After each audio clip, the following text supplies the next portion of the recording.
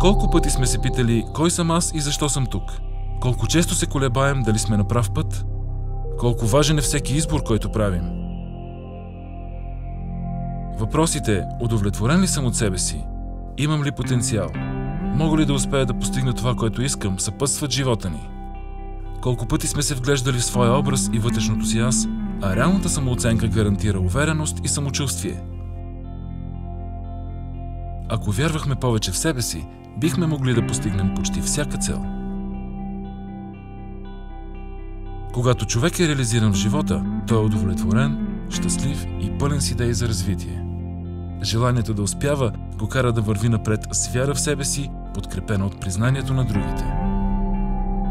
Ние трябва да станем промяната, която искаме да видим.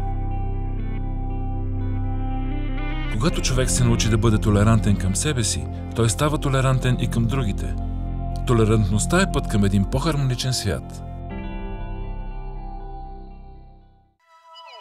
Бъдете толерантни, бъдете здрави, обичайте живота. Застраховка "Обичам живота" за нея и него от Евроинс Живот.